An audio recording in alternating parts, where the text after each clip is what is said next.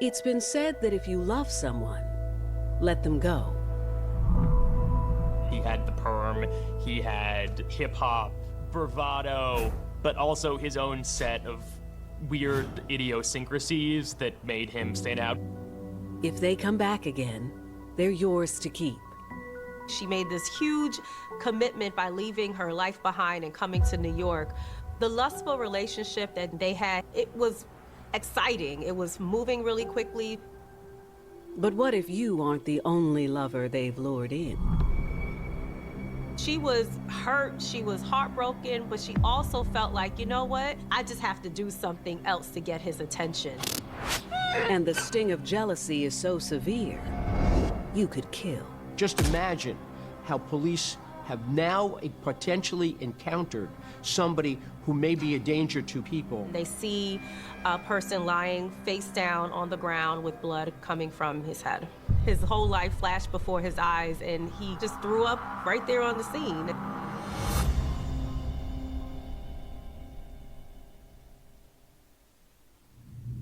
September 22nd, 2006, Fort Lee, New Jersey. It's a chilly Friday night in this commuter neighborhood just outside of New York City. Fort Lee, New Jersey. It's at the foot of the George Washington Bridge, and it has a lot of restaurants. It has a lot of local spas and eateries for people to just enjoy themselves when they're coming home from work or if they want to hang out on the weekend. And it's literally right there, beautiful views across the Hudson River looking at New York City. It is generally a safe place with a very effective police department. But like any community, it has the proximity and the opportunity where somebody who wants to do something bad can find the place to do it. At approximately 4:40 p.m., the Fort Lee Police Department receives a panicked call from the front desk attendant. A desk person who's working wee hours of the morning calls the 911 to the Fort Lee Police to say that there's been a shooting. They're doing their regular shift, and all of a sudden, this man comes downstairs saying to call 911 because someone got shot in room 408. But before the front desk clerk could gather any more details, the man took off. The front desk clerk assumed the person ran back up to that room. In his frantic mode, he left the tape on the front desk counter. The clerk says that he was hesitant to follow him, but he didn't feel much safer in the lobby of the hotel either. Possible person who was either involved in it or is a victim of the shooting is still in the facility because the front desk clerk said nobody left through the front door. The 911 operator tells the clerk to stay put and wait for the police because they are on the way. The Fort Lee Police Department is approximately 3/4 of a mile or a mile away from this location. I dare say they were there very, very quickly. The police are trying to keep the clerk calm. They ask him if he can tell them anything about the man that's staying in room 408. The clerk says all he knows is that the room is registered to a man named Alan Plowden. Alan Plowden and David Taylor, both Florida natives, carved a complex mortgage and mail fraud scheme, manipulated the financial system to siphon off massive sums of money, crafting a life of luxury from ill-gotten gains. So David and Alan knew each other going back for many years. They lived in and scammed people in Miami and Atlanta. David and Alan's criminal partnership spanned many years, thriving in the shadows in the vibrant scenes of Miami and Atlanta, where they perfected their craft and deception and lived off the riches of their elaborate schemes. Their operation amassed a fortune, peaking with a staggering $1.4 million from a single fraudulent transaction. David was in New York with bags of money, literally, and he was looking to have that type of lifestyle in the New York City scene. As the cash flowed, their descent into the criminal abyss deepened, setting the stage for a tragic chain of events. The moment they arrive, Fort Lee police head straight for Alan Plowden's room, number 408, but not without putting a careful plan in play first. The officers are walking into this scene as if there is an active shooter on site. So they have their guns drawn already, and they're making their way up to the 4th floor. They get to the 4th floor without a problem, but as soon as they were approaching room 408, they were surprised by a man who was running out the room shirtless.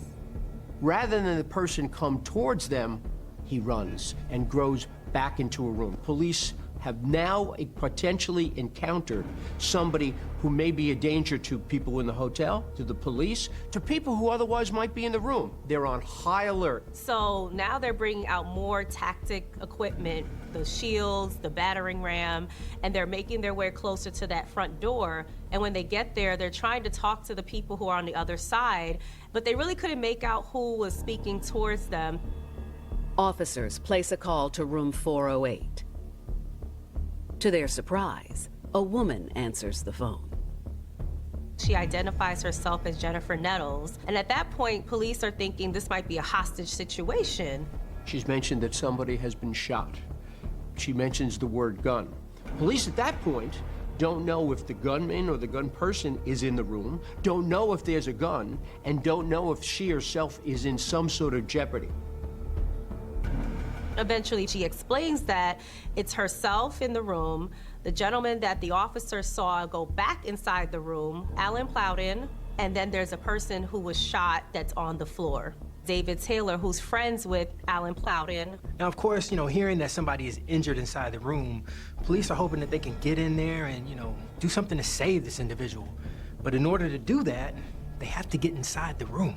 Police have to make instant judgments as to what they do. Are they walking into a trap, or in fact, are they going in to relieve and help people who otherwise might be victims of a crime?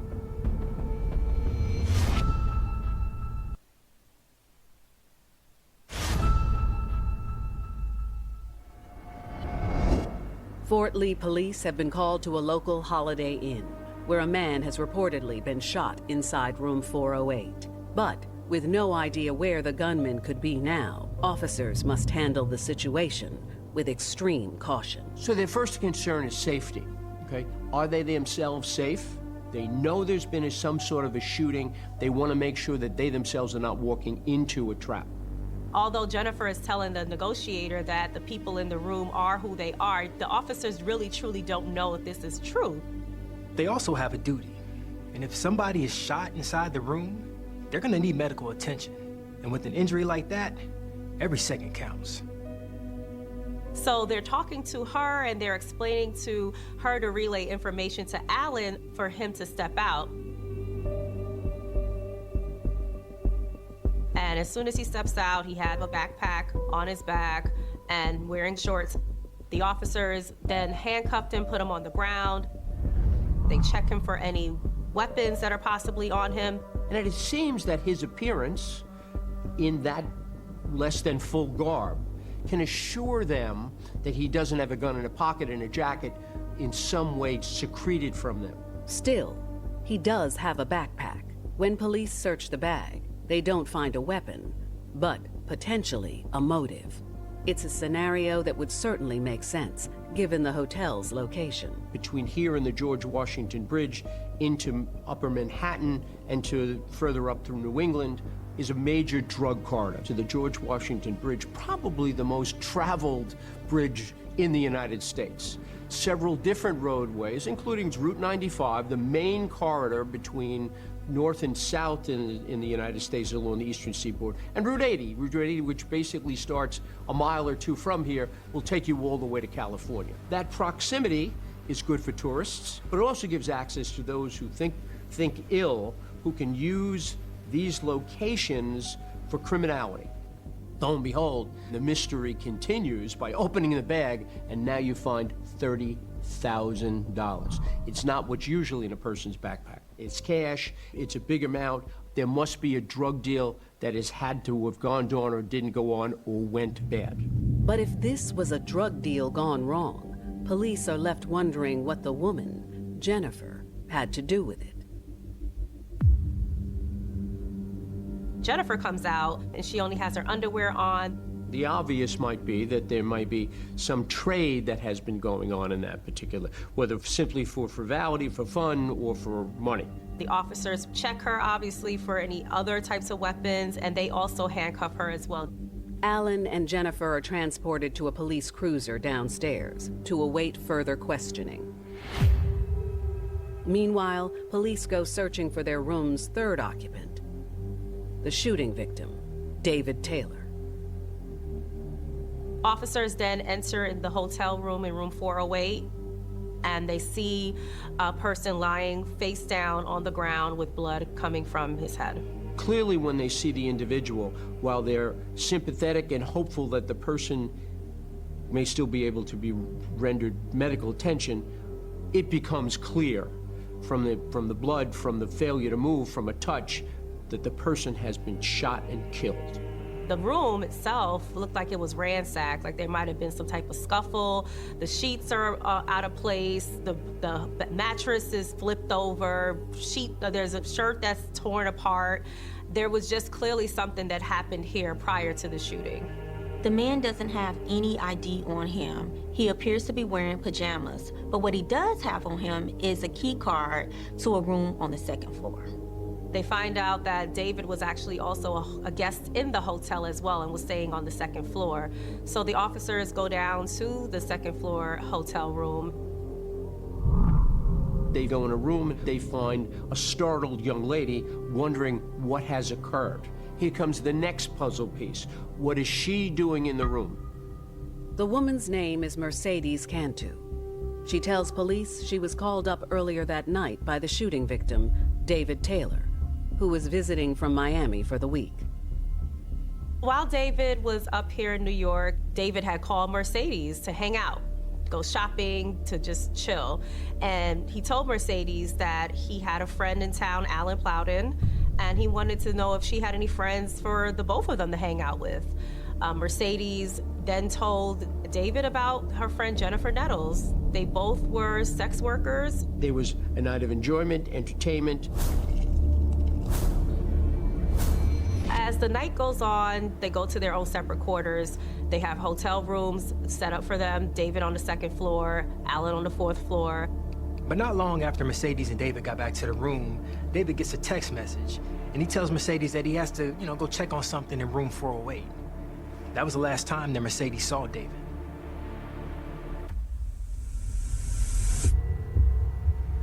Police bring Jennifer Nettles and Alan Plowden into the station for questioning. Police have to find out what's going on. They have to be able to speak to people who will provide them information, both as evidence and a lead to where the suspect or suspects may in fact be. They are really honing in on Jennifer's account because she was in the room where David was shot. What they'll do is, of course, they'll separate the people so you can get their whole version of what happened. Jennifer's story starts off a lot like Mercedes' story. They were headed out for a night on the town, and then when they came back to the hotel, they each went off to their own rooms. Jennifer says that after they were in the hotel room and they were sleeping, Alan gets 2 phone calls. That's when the night took a dangerous turn. She gets up to go to the bathroom. It's the middle of the night, and there's a knock on the door. When she goes to answer the door, there's a man and a woman on the other side. The unexpected visitors tell Jennifer they're there to see a man named Jay. Convinced they have the wrong room, Jennifer tries to close the door. The woman on the other side puts her foot in the middle of the door to prevent it from closing, and then the gentleman on the other side has a handgun that's pointing in her face. You see this instrument of death right in front of you. So now, what might have been the uncertainty or surprise that somebody's got a foot in their door has now quadrupled in terms of fear factor. So she lets the door open, and as they walk inside, Jennifer gets shoved into the bathroom with that woman. And that woman starts to duct tape her mouth, her hands. She bounds her to keep quiet, and she threatens her before leaving the bathroom and going into the room itself. All she can hear on the other side of the door is scuffling and noise and rustling, and Jennifer starts to take note of the tone of voices that she's hearing through the walls, and it seemed like the woman knew Alan.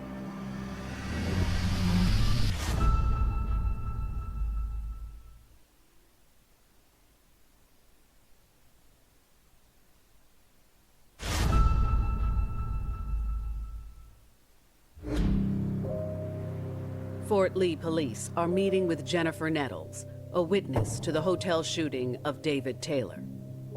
Jennifer claims she was trapped and bound with duct tape in the bathroom of his friend Alan's hotel room after the two suspects barged in.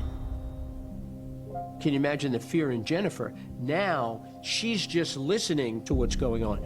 Alan is in the middle of it with a gun in his face. And then a gun goes off, and people leave the hotel room. What Jennifer's hearing through the wall is not exactly going to help in the investigation. They want to hear more of what happened when they interacted with Alan. Across the hall, police sit down with the second hotel witness, Alan Plowden. Alan tells investigators that he was sleeping while Jennifer was in the bathroom and all the other commotion was going on. When he finally does wake up, Alan confirms Jennifer's hunch. He hears the voice of a woman that he recognizes. He recognizes this voice, somebody he has had a relationship with, who he has spent time with, and who he has spoken to. It's somebody he knows as Gina Conway.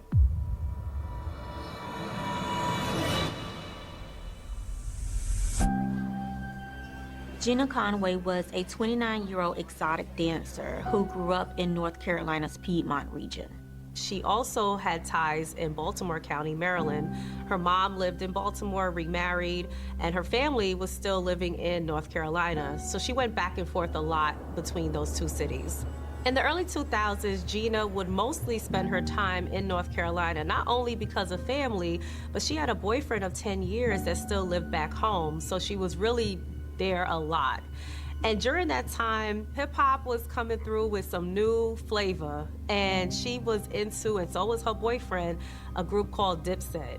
Dipset, which the sort of core group is Cameron, Jim Jones, Joel Santana, and then, you have a lot of other Hell Rel, J.R. Ryder, Freaky Zeke. And there was a lot of people that was in this crew that they were able to make a lot of hit records that are still known to this day. When Gina learned that Dipset was coming through town, she jumped at the chance to get concert tickets with her boyfriend. After the show, she managed to get them invited backstage. Gina's that kind of person that she doesn't have a hard time getting along with people. She has that charisma. She's able to talk her way into any kind of door. So while Gina was backstage with her boyfriend, she happens to meet one of those entourage members, Charlie Wingate, AKA Max Bigavelli, AKA Max B. Max B had that same mix of sort of classic New York hip hop, bravado, but also his own set of weird idiosyncrasies that made him stand out. He had the perm, he had sort of straight up R&B songs. He's a charming guy. Every project he's released in his career has at least a few love songs. He's always talked about sort of emotional vulnerability being the hallmark of the music he makes, and a lot of that is very flirtatious and romantic. Max B giving her any type of attention really did intrigue her to the point where she might have forgot she was there with her boyfriend. After the concert, Max B and Gina exchanged phone numbers. After weeks of exchanging texts and calls, Gina was finally ready to ditch her life in North Carolina for a future with this alluring new man. So Gina comes up to New York, and she's living with Charlie in his apartment. He's in the studio, he's doing shows at night, he's touring, and Gina's working as an exotic dancer at the Sin City nightclub. The lustful relationship that Gina and Max had, it was exciting. It was moving really quickly. But a relationship with the rising hip-hop artist also came with a lot of heartache.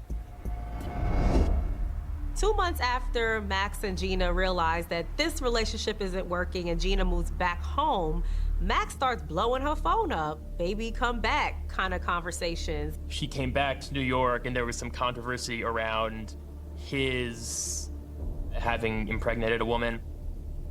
Obviously, Gina's gonna be pissed. Why are you wooing me? Why are you trying to make me feel like I'm the only woman when you have a whole situation and a whole baby on the way? So while Gina's trying to figure out everything, thankfully, she gets her job back at Sin City. She was hurt, she was heartbroken, but she also felt like, you know what? If he cared about me enough to bring me back here after I left already, then I just have to do something else to get his attention. Days prior to the robbery, she saw David and she saw Alan at the club and hung out with them, and they wanted to hang out with her because she just had a way with them. In the last few days, Alan and David had enjoyed several more outings with Gina. They went out after that first meetup and hung out where they went shopping at a mall in Bergen County, bought a lot of expensive stuff, and she had a great time with them, and they had a great time with her. And they wanted to hang out with her even more times after that. But never would Alan have thought the next time he saw Gina, she'd be robbing him. Alan tells investigators he's thinking he might be dreaming because he's hearing Gina's voice in this hotel room. But when he opens his eyes, he has a gun in his face. And a man who's holding the gun, he doesn't recognize him, but he also notices that the gunman has this scar on his cheek. The guy with the gun is asking him, where's the money at? And he's like, what money? He gets hit in the face. Gina's starting to tie him up with the tape that she used to tie up Jennifer, puts the duct tape around his face, his mouth, his eyes, his hands, and they keep asking him, where's the money? He tells them that he has $700 underneath the mattress. So they flip the mattress and they're still telling him that where's the rest of the money? It's a dynamic situation. And what must be going through his head is he's trying to figure out, somebody knows there's money here. Who would know?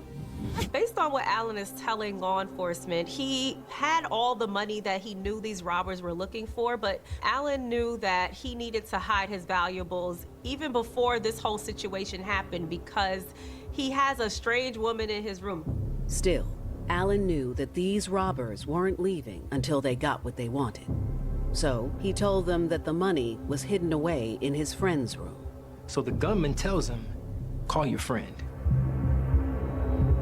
He gets on the phone with David, who's on the second floor, and tells David in a weird way that he is in trouble, but he needs him to come upstairs. David coming upstairs may just simply think that it's a physical confrontation, fist on fist, mano a mano. You don't bring fists to a gunfight. And what happens is he now is confronted by and sees the presence of a gun. And as soon as the door opens, the gunman and David, they start to scuffle. Alan is laying on the ground. He tells investigators that his friend David and this gunman scuffle, and his friend gets shot in the head. The guy and Gina are grabbing whatever that they can find in the room, and then they leave the hotel room. Alan tells investigators that after the gunman and Gina left the hotel room, he goes to Jennifer in the bathroom to get her out of her own restraints. Alan then ran downstairs to try to catch Gina and her accomplice before they could get away. But he actually catches up with Gina, and he hits her. She somehow gets away from him and darts out of the hotel. The guy she came with was already in the taxi cab, and they took off. Gina knows that Alan can recognize her from the crime scene, so she probably wants to get as far away from the crime scene as possible. So now you have a suspect on the run and no idea how to find her.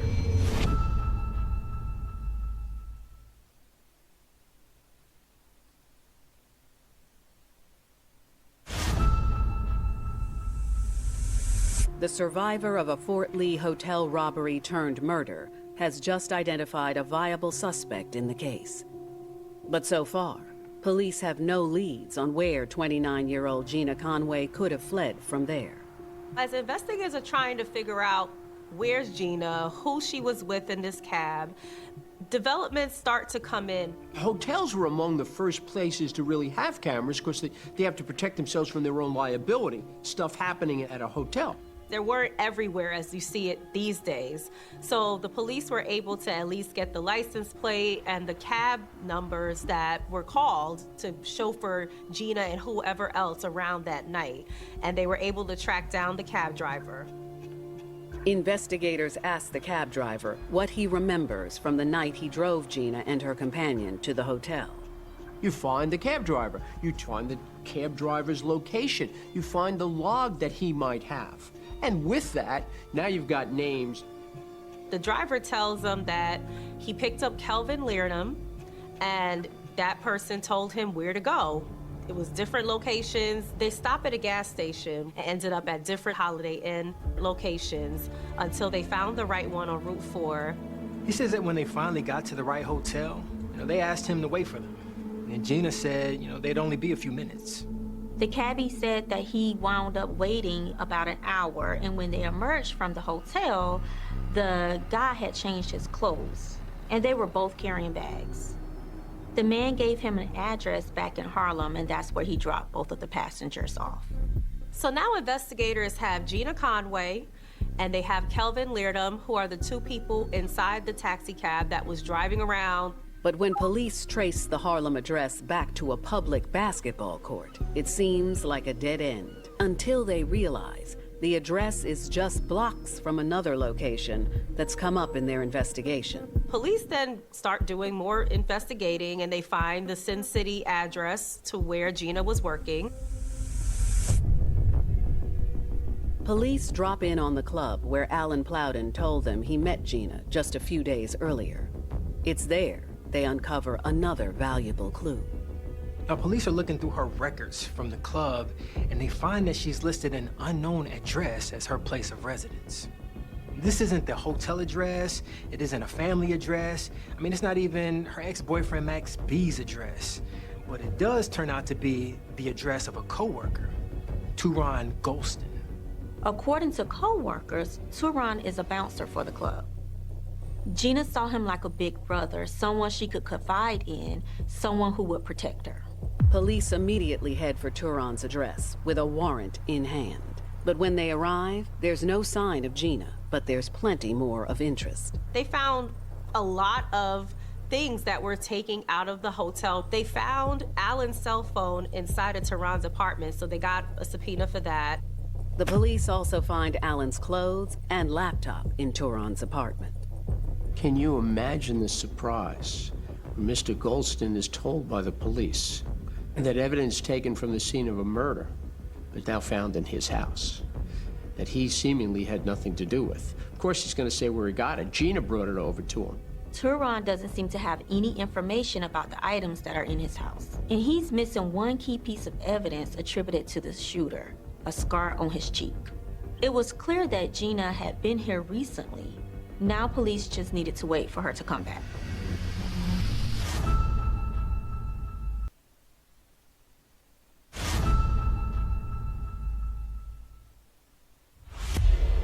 Fort Lee police are hot on the trail of a suspect in the shooting death of David Taylor inside a local hotel. But 6 days after the crime, Gina Conway and her accomplice remain in the wind. They're looking for her because now we have a suspect on the loose, if you will. Law enforcement can get a communications data warrant to pinpoint where somebody might have been at a given hour at a given time. So for example, if the phone pings for a location in Fort Lee at 4 o'clock in the morning on the date in question, you got the phone there. Armed with Gina's phone number from her personnel file, police are able to trace her mobile device to a location in Harlem. And they do pick her up not too far away at a subway station in Harlem. She was living life on the run for a period of time.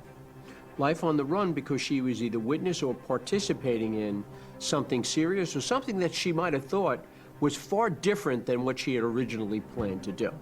But by the time police bring her back to the station, Gina is ready to come clean. She gets into the precinct, and investigators are kind of shocked because she's just willing to tell them anything. She didn't ask for a lawyer, and she just starts talking. Gina tells police that it all started when she found out her boyfriend was having a baby with another woman. It's one of those things that you're like, okay, I'm here. What do I need to do to make sure that he knows that I should be the only person he's focusing all his time and energy on? And Gina is just in fight or flight mode. She's just trying to figure it out while also her feelings are hurt. So I think it's logical that she I think maybe wanted to make him a little bit jealous. As the investigators are talking to Gina, she tells them she told her boyfriend Max B about the shopping spree that she went on with David and Alan. She was bragging to Max to make him jealous, to show that other men are showing her attention. Two big ballers who are taking her shopping. She thought this was going to entice him to say, let me step up and be a better boyfriend to her. It has an opposite effect. He sees it potentially as opportunity. We'll go get him. We'll see if we can make a fast rip, get the money from what sounds to me that Wingate thought was an easy mark. The jealous boyfriend, Max B, is coming up with this whole plan to rob these two dudes who just took his girlfriend out and showed her a good time. And at that moment, Gina doesn't stop him from this plan, according to what she's telling the investigators. She kind of leans into it like, wow, he's including me in something that we can do together. With Max B's encouragement, Gina makes a date with David and Alan on the morning of September 22nd. They had a fun outing, but David and Alan had to cut things short with Gina because they were getting ready to hang out with Jennifer and Mercedes. So as she prepared to head out, Gina asked to borrow Alan's room key to use the restroom before she left. Then she walked out of the hotel without returning the key. Gina tells investigators that they all met at the park to really plot out this plan. It was herself, Max B, as well as Kelvin, his stepbrother. Gina had that room key to get access to Alan's room where the money, she believed, was. And she also knew that Alan was gonna be out with David at a nightclub with these two young ladies. So if once they get in the room, they can clean it up, get out. They won't even know it was Gina or anybody involved with getting into their room. And as they're being sent off that night in the taxi cab that Max calls to have this whole thing happen, he tells Gina in a reassuring manner that if you do this, you're my girl, you're the one. Almost like a proposal in some kind of way. And she knew she had to make this plan work in order for her to get that goal. But when they arrive that night, Gina says things didn't go according to plan. When Gina got to the hotel, she went to room 408 and the room key didn't work. Unbeknownst to her, Alan had to change in the room keys earlier that day because it just didn't work for him. So she decided to knock at the door, and that's when Jennifer answered. She starts to tell that, in fact, what she thought that there would be a ripoff of these people now evolved into something far, far more dangerous. Up until that point, Gina's feeling kind of angsty because they're not finding the right hotel, the room key isn't working, and as that's happening, she sees that Kelvin has a gun and duct tape on him. It's not a part of the plan. Kelvin holds the gun up to Alan's head and demands the money. That's when Alan offers them the $700 hidden under his mattress. Gina's aware that he has a suitcase or a book bag that he walks around with a lot of money. And he's still saying, I don't have the money, but then he says that his friend downstairs has it. By this point, they had already come too far, and Gina felt like she couldn't back down. She tried to focus on the plan of getting the room key from David so that they can go down to the second floor to get the money. But then the shot was fired as she watched her new friend David fall dead to the ground. They ran, headed for the second floor as fast as they could, but they did not count on Alan breaking free and running after them. As he followed them into the hall, they had no choice but to abort the mission. Gina tells investigators that she took the $700 over to Charlie's sister-in-law's house, and while they were there, he had promised her that he would take care of her and that he was sorry about what happened. As police sit across from the tearful suspect, they can see that Gina is sorry too. Nevertheless, on this day, Gina was charged with manslaughter.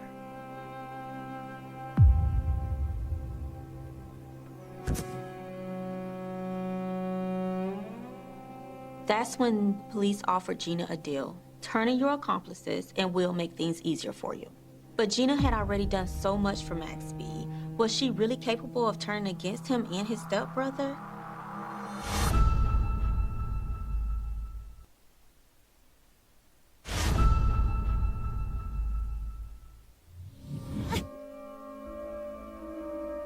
Gina Conway has just confessed to her part in the robbery and murder of David Taylor inside a Fort Lee hotel room. Now, police are eager to get her boyfriend Max B. and his stepbrother, Kelvin Leerdam, also behind bars. They subpoena everybody's cell phone that they had a suspicion of being a part of this crime, Kelvin's especially as well. And so at that point, the police are putting two and two together. Cell phone towers are pinging. It shows that Gina, Kelvin, and Max and the taxi cab driver were at that gas station at the time that she said they were. And it also shows that Alan, Gina were at the hotel with Kelvin all at the same time when the robbery did occur. Coupled with Alan Plowden's statement about the shooter having a scar, police are able to arrest Kelvin Leerdam. Police then apprehend Charlie Wingate, and he is charged with murder. And when they talk to him, he's not giving them anything. He's tight-lipped, doesn't even say that he knows anybody involved in this case. Without anything directly tying Max B to the crime scene, police know his conviction hinges on Gina's cooperation.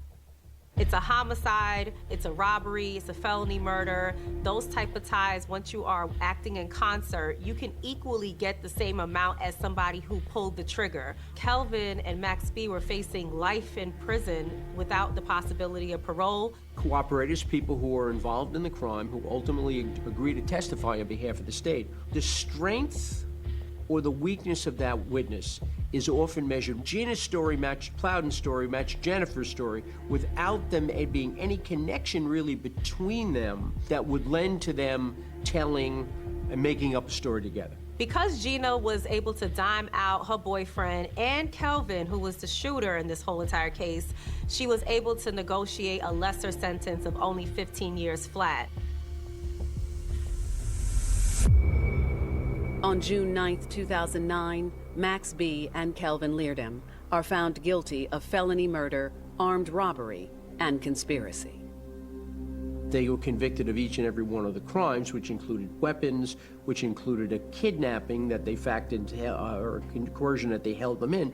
A judge could very well, and did in this set of circumstances, sentence them consistent with their roles. Gina was a facilitator. Wingate was the mastermind, but the greatest damage was done by the shooter. Kelvin received a maximum life sentence, and Max B was sentenced to a very extensive sentence of over 50 years. Almost immediately, the verdict against Max B ignites an uproar in the hip-hop community. People are looking at it as, oh, this man's entire life. So that naturally sent shockwaves within hip-hop. There was also a perception that the severity of his sentence was not, to some people, reflective of his level of involvement in the crime in question. There's this whole Free Max B movement that has percolated after he was sentenced, and it's continued throughout the years. The movement has led to moderate successes. Kelvin tried his attempt to get a reduced sentence. That didn't work. Gina tried to get her sentence reduced, even though she already had a negotiated plea. That was rejected as well. Max B was the only person whose post-conviction review ended where there was a reduced sentence. Max B gets his conviction lowered to 20 years. He is set to be released in 2025. When he got his sentence reduced, hip-hop fans of his and others felt there's going to be a future of Max B to come as soon as he gets out. He's released music through a few different sort of smaller independent labels. He doesn't talk a ton about exactly how he records the music, the new music. There's lots of rappers who, while incarcerated, have recorded songs over a phone in prison, and it's not clear if that's what Max is doing.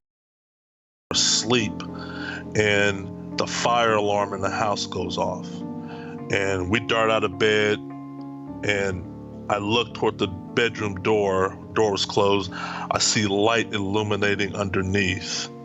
I jerk open the bedroom door, and there's a book on fire, a book. I say book now because I don't know what type of book. Flames are dancing all over it. It's on my carpet. It's pitch black in the house. It's 1:34 in the morning.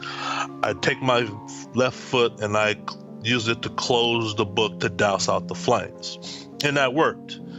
As soon as I did that, I can see it. This is the Bible that was missing or went missing in 2012. As soon as I closed the book, I recognized, oh, that's the green Bible I set on the lampstand almost a year and a half ago. I pick it up, ash, smoldering, hallways filled with smoke, and I feel a bulge, and there's something in it. I feel a bulge. I'm like, wait a minute, there's something in here. The spirits are not done with us. So I open up the book, and Tina's standing right next to me, by the way, and there's this wooden cross in the middle, and it's just scorched as well. And I know this cross too because this cross was hanging above our bed before we went to bed that night. This is the cross I bought on Amazon from Jerusalem, and I had it shipped here as a means of protection. And me and Tina said a prayer, and we hung it over our headboard in our bedroom. And when you go to bed, you see this cross. There's no way you would know this cross is missing if it wasn't there when you went to bed. And now it's inside the Bible that was gone for a year and a half, and they're both burnt beyond recognition. What goes through your mind at this moment when something this dramatic happens? Devil. Yeah. Devil. I mean, just straight up devil, or straight up demon, devil. And I'm a spiritual, religious guy. I grew up in the church, and I hung around Sunday school or whatever. And I know in today's society, especially in the paranormal, everybody like to scream demon or devil early, Sure. But I think now, in conjunction with some of the other things, I mean, when I say demon or devil, I just mean this is malevolent. Yeah. Okay, this is out of the ballpark, beyond the pale, malevolent. We have fire now. Fire has now been introduced into the haunting of Keith and Tina, and you should have seen the look on me and Tina's face that night and that morning, because now I'm going to work and people were like, "Hey, how was your weekend, Keith?" And I'm like, I got a look on my face like, "Save me, because I'm about to walk into moving traffic." Yeah. That's the expression I'm now walking into work with, and everybody who knows me sort of knows what's happening in our home, but you don't know until you actually see it. So I called the paranormal team who came in the night before, and the lady literally dropped the phone. She said, "I've been doing this 34 years. I've never dealt with nothing like that." And she was straight up honest. She was like, "That's past my skill to you. I don't know, dude. I mean, we blessed the house. We were there 11 hours. We did this and that. You got fire now." And that was a bad, and that was Katy Perry weekend. That was the conclusion. Of course, it got worse after that, but yeah, that was Katy Perry weekend. I certainly want to hear what happens as it gets worse, but at this point, I have to ask you, and this is probably one of the more common questions you get. Yeah. How did you have the patience to stay in the house when things are getting this bad? Yeah, that's a very multi-dimensional, well, the answer is multi-dimensional, because different phases, me and Tina would be like, cut and run. Do we cut and run? Do you cut your losses now? No house is worth this. No peace of mind is worth this. At the same time, me personally, more than Tina, I just like I'm a problem solver. I spent my 30-odd years in IT, and I mitigate and solve problems. As bad as everything was happening around us, it seemed like a problem worth solving. I looked at Tina, I'm like, we can't. I mean, if we leave this house now, who are we leaving it to? Somebody else is going to come in here, and these spirits are going to still be here raising hell, and they may go dormant, but they cutting and running or leaving just seemed too cliche. I know it's easier said than done, but it just seemed too knee-jerk for me. And at the same time, this was my first house. I was like, this is my house. I got a huge job promotion, which has helped me acquire it. And I was just like, no, these spirits are not going to beat me in my own house. Of course, I was very naive. I still had not known, and I still don't know even to this day, everything that we were facing. But yeah, it was a lot of naivete, but I was just firm in my belief because the churches that we were working with were advising us, we can win this fight. It's winnable. It's not going to be easy. And they were honest in their assessment of, whoa, this is not going to be easy, dude. But it's winnable. But you and Tina are in a unique situation to where y'all can come out the victor, and to God be the glory. But for me, it was just more trying to get to the root cause, because now I've turned part-time investigator myself. I've now made contact with a previous tenant who lived in the house 5 years before us, who told us, because I contacted her, that the house was a living hell. She said, oh, that house? Oh, yeah, it almost killed us. I mean, this is what she's telling me. And I immediately knew what she was talking about, because she's like, oh, that house, it felt like it was alive. It was the beginning of the end in that house. It destroyed our marriage. It destroyed my son. He complained of seeing shadows, and I knew because I saw them too. Her and her husband got divorced in that house. They saw objects move, kitchen cabinets open, loud bangs, footsteps, door slams on them. And she's telling me all this, and this is 5 years before we even arrived that they experienced it. But they just left. She said, well, we left, and we didn't tell anybody. Who are you going to tell? Who's going to believe you? So that sort of reinforces my idea. Well, if we leave, number one, there's a chance this thing can follow us. But, I mean, it can haunt the other people just as equal.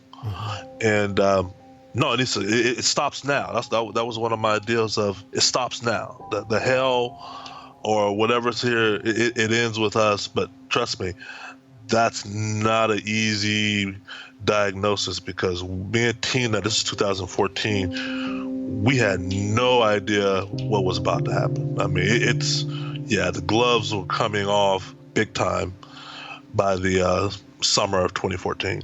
So you stay in the house after that incident. How did things continue to progress to get even worse? Well, we had a second fire. The poster fire was a week, if not maybe more, after the Bible caught fire. Tina had just left for work. I'm in the shower and the fire alarms goes off again.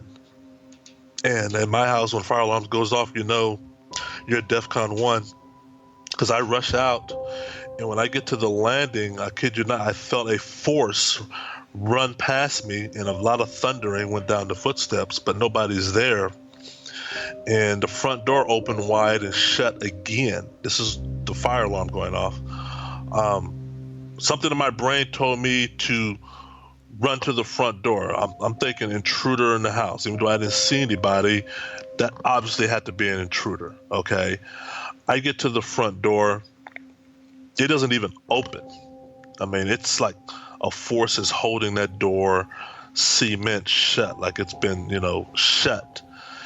And I knew right then and there, Keith, you're under attack. I still got a fire to contend with that I have not researched. So I dart back upstairs, and true enough, smoke is coming out of my office. And I walk in there, and my poster is on fire. Flames are dancing all on it, and I throw my bath towel on the fire to put the poster out, or the fire out, and run back downstairs, and the front door still won't open. The fire alarms are still wailing, and I called 911. I mean, I called 911 to get the fire department, because I thought there was a fire that they started that either I couldn't get to or don't know where it's at, because the alarms were just going nonstop. And then I called Tina to make a U-turn. Tina had not even reached the highway yet. And I said, come back to the house. All this happened within about 3 minutes. I said, the house is under attack. The house is under attack. Of course, nobody could find root cause for the poster catching fire. And me and Tina, being so shell-shocked, me especially, sat down, or we drove to the local parish office in Bothell and sat in there and waited for about 5 or 6 hours before the priest would see us, because we were not leaving that church until the local priest would see us, because up until that time they had just been brushing us off. And he finally saw us that day when we told him about the fire. But yeah, other activity thereafter, you're talking about coming home from work and it looks like Hurricane Sandy has just left your house, because now we're coming home, me and Tina, and everything's turned upside down. Furniture, coffee table, lamps, your kitchen cabinet, all the doors are open. Everything inside has been rearranged. It's just total mayhem in every room in the house, pretty much. And that happened every day. And then when you're home, after you put everything back together, you're back to the phantom footsteps, the loud banging, the slamming of the doors, occasional plant being thrown. So I went out and bought more cameras to try to catch some of that phenomena in real time. And soon enough, here come the wall markings. I mean, the wall writings, I should say, of now you come home, your house looks like it just had Hurricane Sandy run through, but now it looks like it also had somebody who just had a gross imagination with a bucket of paint, because now in my room only, are these inexplicable wall writings. We're talking upside down crosses, 666, and then later the upside down man stick figure, which I later learned is a Native American symbol, which means a man has died or a man is about to die. When you sat down with the priest there, after you're waiting 5 hours to see him, and you unload, I'm assuming you unloaded and started to share what happened. What's the reaction? What do you get? Believe it or not, his reaction was very receptive. We were referred to this priest months ago by the local parish in Seattle. They said, this parish, you're lucky to be in Bothell, because this priest at this parish, he deals with the supernatural for the regional churches, for the Catholic churches. So that's what we were trying to get a hold of him. Everybody was pushing us towards him. So when we finally told him our story, it was like singing to the choir. Our only problem with him was he was not reliable and not as organized as we have liked to be, because up until the day we finally saw him and his secretary mainly, were telling us he'll call you, and he never did. So when we're in his office, we see on his desk a stack of notes saying, call Tina, call Keith, call Tina, call Tina. I kid you not. And he even admitted to that and apologized to us, said, hey, I'm kind of disorganized, I'm kind of disheveled here. But yeah, so he listened to our story and then told us some other accounts in and around the Seattle area that he has been doing in the past. So he said, what we told him was not unusual. And we thought, okay, we got a familiar ear. We've come to the right place. He knows what to do. And he gave us pointers and said he would work with us and gave us a sheet of what to do and what not to do. So yeah, we left his office feeling like mission accomplished. But keep in mind, as we're doing our proactive things, so are the spirits, and they're not going to go easily. And they made it known the minute he left, because he came and blessed the house several times. He came and held communion, held mass, and the activity would die down for a couple of days, a couple of weeks, and then would just come back. And he predicted that. He said, that's going to happen.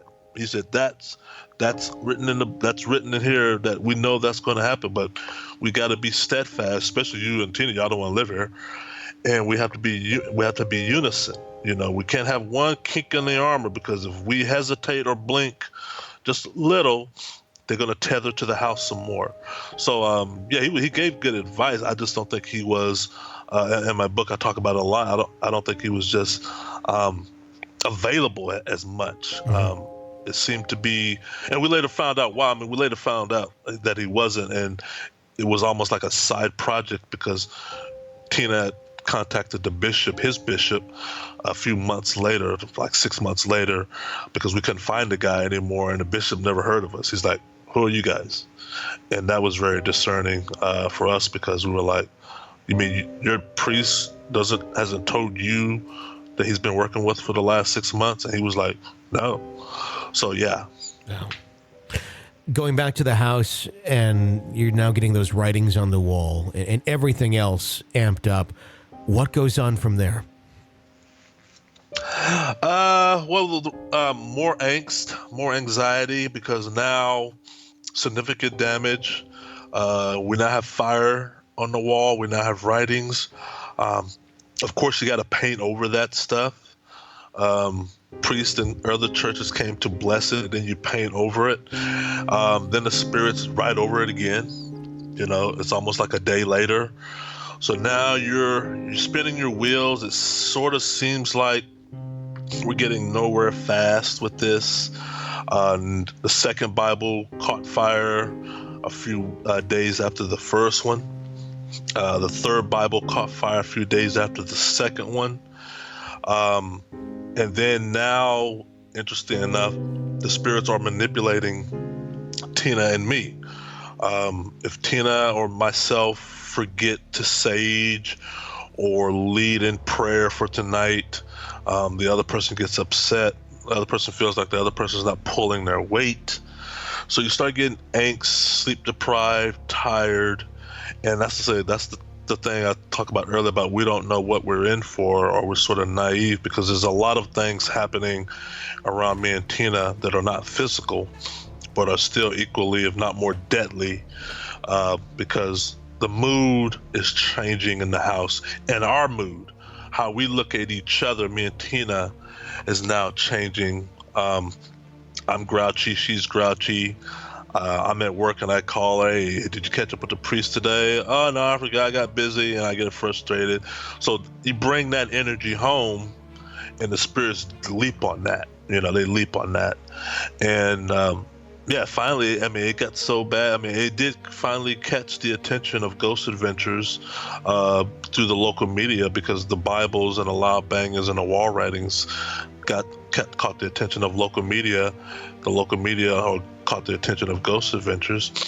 And so about November of 2014, Zach and crew did come to the house and investigate. They did about 5 hours worth of investigation.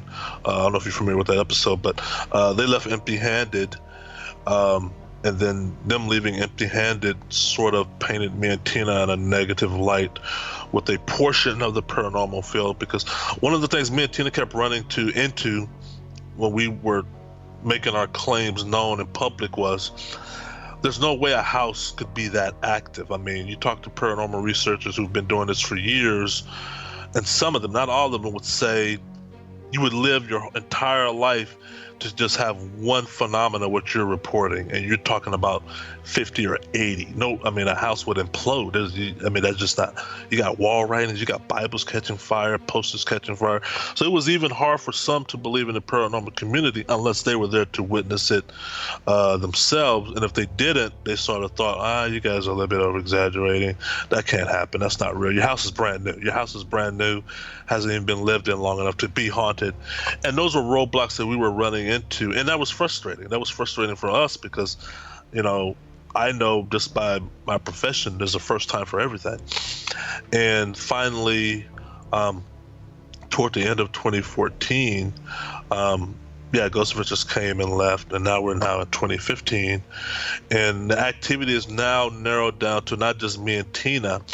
Now the activity is just they're attacking me now. They're attacking me with Tina being a bystander. Tina leaves for work, all the lights in the house go off. If I stay in the bed when Tina goes to work, I'm in trouble, because all the lights are going to go off and an object's going to be thrown. They used to be thrown over the bed. Now they're thrown in the bed with me. Bed shakes, bed vibrations. The 666 and the upside down man figure and the upside down crosses are now gone. What's now replaced that is the words Die KL, my initials. I come home, Die KL written everywhere on my wall, on the lawn, in my car. It's scratched on headboards, everywhere. I got more car keys missing, wallet missing, valuables missing. All that stuff is really homing in now. It's driving Tina crazy because there's nothing she can do except she's seeing all this phenomena happen around me. She's worried, she's fearful, she's frantic, she's calling people, they're not calling her back. And yeah, it just really, I mean, we're both averaging about 4, maybe 5 hours sleep at that stage. How does this continue? Do you get to a point where any of this is resolved? Well, it doesn't have a happy ending, Tony.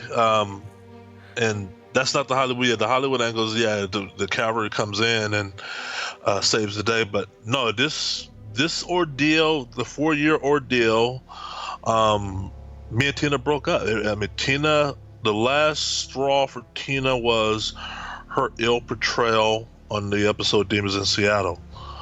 We broke up 5 days after that episode aired.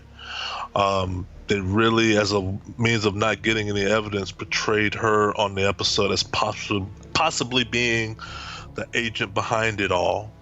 And the blogosphere, social blogosphere, just ate that up and really denigrated her. And so she moved out. We broke up 5 days after that episode. That was about February 25th, 28th is when that episode aired. I still had 1.5 years left on the lease, believe it or not. I stayed in the home and I doubled down. Now it's just me in this crazy house, and a portion of the paranormal community believing that it's all hoaxed or made up. So I turned inward. I started going to the Seattle local library downtown and reading books about poltergeists, because that was thrown at me by some people as, oh, you got a poltergeist, dude. I didn't know what that was. And the more I read about poltergeists, because what I read was, oh, this is exactly what's happening in our house. This is us. Mm-hmm. And one of the names that popped up in my research was the word parapsychology, and attached to that was the name of Steve Mera. And I'm like, Steve Mera, who's this guy? But I researched Steve Mera and I saw a couple of his lectures. He's in the UK. He's done lectures about poltergeist activity. He belongs to an organization that researches, investigates these things out. And I sent him a whole bunch of emails and photographs and videos. And it took about 2 months to respond to me. But when he did, he found the information compelling. So they put me through a whole process of interviews, him and his organization, and he contacted his friend, Don Phillips, and they agreed to come to the house. January of 2016 is when they came. Our communications started October that previous year. So they come, and lo and behold, they did something that no team has ever done before except Nikki and Carissa, who are in the United States, was they lived in the house. And by living, I mean they stayed a week the first time around, and 5 days the first time around, and then 7 days the second time around. They made 2 trips, January and April of 2016, and got a truckload of evidence as well as an admittance of this is something we've never seen before. This is Steve Mera saying this, and he's got 34 years of experience. But the crux of the story was basically the case, or the house, I should say, started to get its turnaround once more qualified teams started coming in. Because once you got qualified teams coming in, they have 2 facets to their investigative. One of them, they're trying to uncover evidence, and then they're trying to mitigate it at the same time, mitigate the activity. And they told me these things will escalate the activity. Like, number one, your cameras, the infrared stuff, that's got to go. That's get it out of here. The spirits will eat that up. And there was data to support that. Based on my spreadsheet that I kept, the activity did spike the minute I brought cameras in. And it was just really, once they verified the house as what they call it, intelligent haunting / poltergeist haunting, with a lot of other different variables added. That to me, for me, that was the time to go. We found out what's causing, well, not what's causing it, but that something is here. It's been validated. It's been substantiated. The homeowner who gave approval for all the teams coming in has now got folder after folder after folder of all the activity taking place. Whoever comes in after this house, after me, they're going to know this house was haunted. There's no way you can't. And you have a decision to make whether you want to live in a house like that, because Steve Merritt and others have said the potentiality is always going to be there. The house can go dormant. It did go dormant for other few tenants. We know that by the people we talked to and the people that we didn't talk to. There's 5 years between me and the family that did have activity, so we know it can go dormant. It's just a combination of synergy and people that may make a house behave the way ours did. No other house on the block did, not even close. So we have to think it's the synergy of what transpired here before and what walks through the door to live here. Obviously, some people may have activity and not even notice it. What made me notice it was some of the phenomena that happened, and then getting cameras to sort of capture it happening again. But moving out, I moved out May, 4 years to the day, almost May 8th of 2016 is when I moved out. And I mean, there's a lot of data on the house, but yeah, it wasn't a Hollywood ending. It did cost me my relationship, and it was hard. I mean, sure. I tell people, this is not something you want to wish on anybody, or people always say, oh, I wish I could have been there. I wish I could have lived there. I just want to spend the night there. It's not an Airbnb. It's not your bed and bath. You're not going to have, eggs Benedict in the morning and have a haunted house. This is real. And it was real. We know for a fact that 2 families got totally messed up. The previous family and my potential family, because me and Tina broke up, and there's no happy ending here, and there's multiple energies there, multiple spirits, and most of them are not friendly. Not based on what I've seen with my own eyes.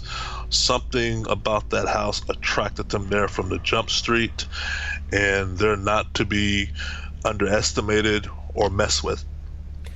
Was there any evidence that you found, or any explanation, I guess I should say, as to why this thing was there, or these things were there at this fairly new home? Yeah, I mean, the evidence we found, it was so, a lot of it was compelling. Like going back to the wall writings, a lot of the wall writings were done in Native American language. In Bothell, Washington, as well as the state of Washington, there's a lot of Native American history here. So we thought it would have to do with the land. And we did find interesting things about the house, meaning there once was a cabin where that house used to be. Back in the mid-1900s, a cabin was built there in 1945, where our house currently now sits. And it faced the creek. There's a creek that runs behind the house.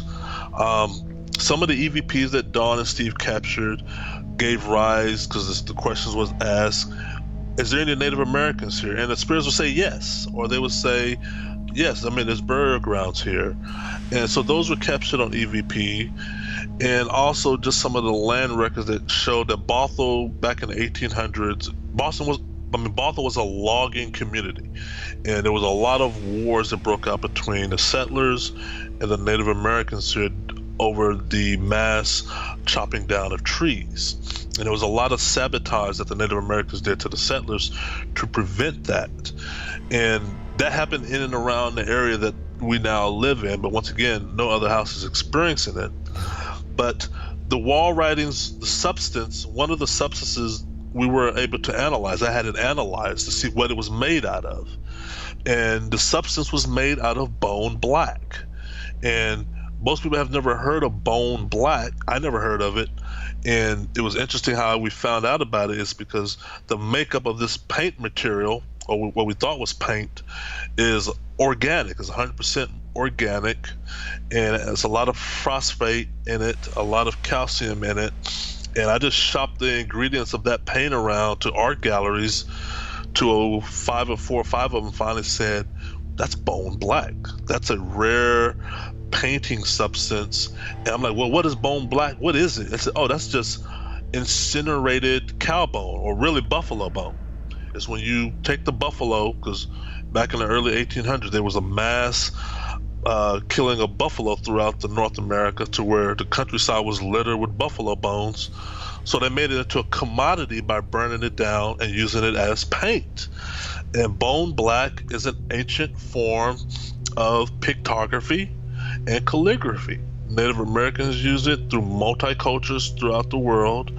And so that was interesting, why the spirits would choose bone black as one of the means for its painting on the wall, because you can't buy bone black in your local paint store. You can't buy it in any store. There's only one store in the entire world that sells it, and they sell it in small quantities. So that was interesting. And then Dawn got an EVP under the house that I lived in that said long house. Well, long house is a Native American terminology, and there are a lot of long houses, long cabins in and around Bothell that the Native Americans use for trading posts. The term is a long house. People can Google it. You can see what that looks like.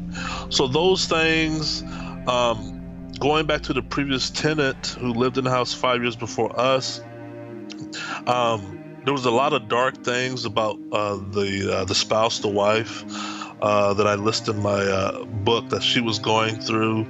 A lot of dark times for her and her family. I just think somehow a portal, and for lack of a better word, a portal, a beacon shined on that house in a negative way to just attract negative spirits, because we have a lot of EVPs, and a lot of the EVPs the spirits say on there, we're here, we like being here, and we just go from house to house. I mean, they're saying that. These are the EVPs we've captured, and they're on my YouTube channel for anybody who wants to read and listen to these EVPs.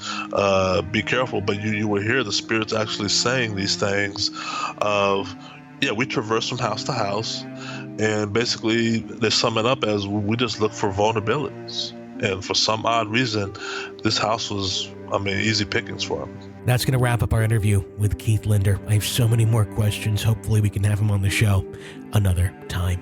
Thank you, Keith, for joining us. You can find the link to Keith's book and his website on our website, thegravetalks.com. Until next time, for The Grave Talks, I'm Tony Bruschi. Thanks for listening.